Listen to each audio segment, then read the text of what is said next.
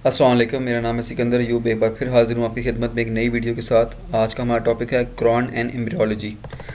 आइए सबसे पहले डिस्कस करते हैं कि एम्ब्रियोलॉजी क्या होती है। एम्ब्रियोलॉजी साइंस की एक शाख है जिसका ताल्लुक एक इंसान के इब्तदाई मराहिल में उसकी तश्कील और नशोनुमा से है, जब उसके बुनियादी ढांचे अभी बन रहे होते हैं। कुरान पाक ने एम्ब्रियोलॉजी को 6 मुख्तलिफ स्टेजेस में डिवाइड किया है और उसका जिक्र सूरह अल मुमिनून की आयत नंबर 12 से लेकर 14 में बहुत ही उम्दा तरीके से बयान फरमाया है। और बेशक पैदा किया हमने इंसान को मिट्टी से, फिर बना कर रखा उसको एक नुतफ़ा महफूज जगह में, फिर बनाया हमने नुतफ़े को खून का लोथड़ा, फिर बना दिया हमने लोथड़े को बोटी, और फिर बनाए हमने बोटी से हड्डियाँ, फिर चढ़ाया हमने हड्डियों पर गोश्त, फिर बना खड़ा किया हमने उसको दूसरी ही मखलूक। तो बेसिकली यहाँ पे 6 स्टेजेस का जिक्र है जो कि आप साइड में पिक्चर्स में भी देख सकते हैं। वन बाय वन हम इनको डिस्कस करना शुरू करते हैं। सबसे पहला हमारे पास जो पॉइंट है वो है नुतफ़ा। नुतफ़े के बारे में सूरह अल अलक़ में भी ज़िक्र है और सूरह अल तारिक में भी ज़िक्र है। ये एक ऐसा पानी है जो निकलता है बीच में से पीठ और सीने के। आज की साइंस भी इस बात को तस्लीम करती है कि जो ये पानी है जिसको हम स्पर्म कहते हैं, ये इंसानी जिस्म में रीढ़ की हड्डी और आखिरी 2 जो रिब्स होती हैं आपकी छाती की हड्डियाँ, उनके बीच में से सप्लाई मिलती है इसको। अगर हम आगे बढ़ें तो सूरह दहर में आयत नंबर 2 के अंदर लिखा है, बेशक पैदा किया हमने इंसान को नुतफ़े से मिले जुले। ये जो मिले जुले लफ्ज़ है इसका मतलब है औरत और मर्द दोनों के। और आज की साइंस भी इस बात को तस्लीम करती है और उसने नाम दिया है इसको मिंगल्ड फ्लूइड्स का, यानी कि मेल और फीमेल दोनों के मिले जुले पानी का।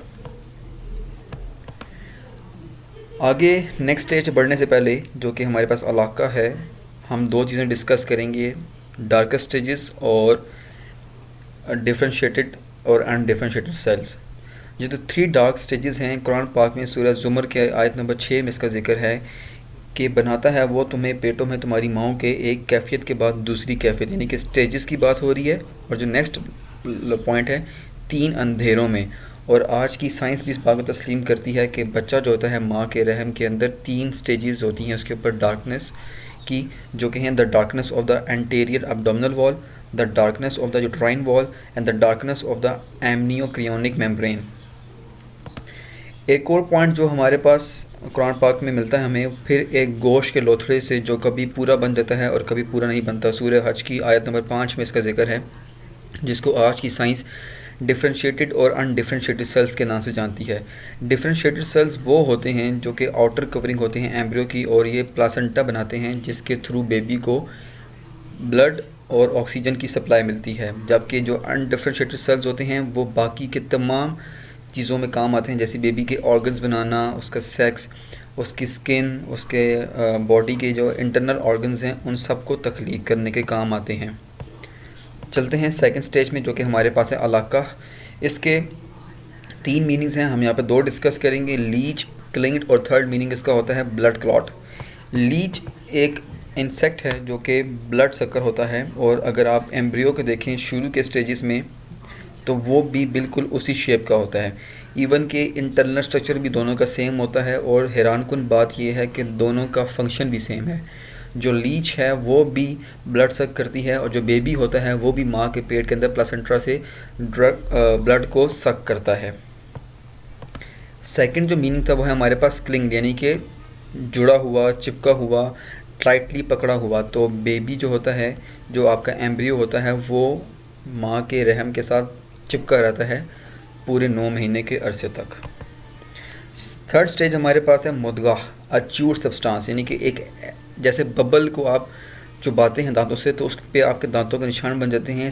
थर्ड स्टेज के अंदर यानी कि 26 दिन के बाद आपका बेबी भी ऐसी शक्ल इख्तियार करता है जैसे उस पर किसी ने दांतों से चुबाया हुआ हो, जिसका जिक्र कुरान पाक में था और आप अपने सामने स्क्रीन पे देख भी सकते हैं। ये माइक्रोस्कोपिक पिक्चर आपके सामने डिस्प्ले में है। फोर्थ स्टेज हमारे पास है इजामा, जो कि कुरान में जिक्र था और आज आप उसकी लेटेस्ट तस्वीर देख रहे हैं जो आपको मॉडर्न साइंस ने दी है। फिफ्थ स्टेज हमारे पास है लहम, जिसके ऊपर उसी हड्डियों के ऊपर गोश्त चढ़ता है।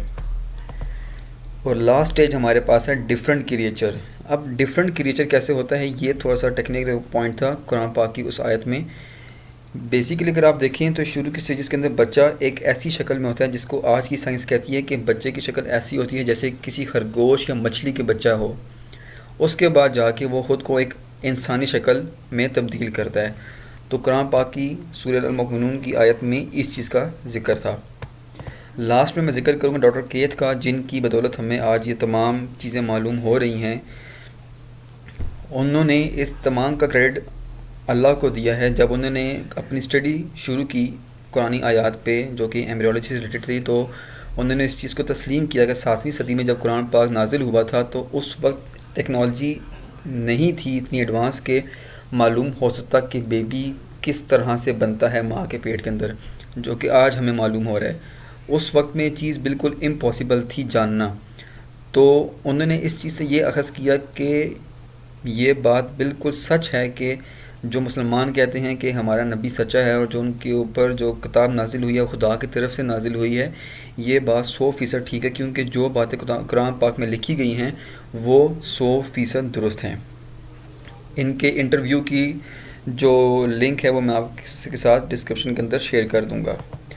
जज़ाकल्लाह खैर। उम्मीद है आपको मेरी वीडियो पसंद आई होगी और मुझे इसी तरह मोटिवेट करते रहें और सपोर्ट करते रहें ताकि मैं आपके लिए मज़ीद इंटरेस्टिंग वीडियो बनाता रहूँ। Thank you.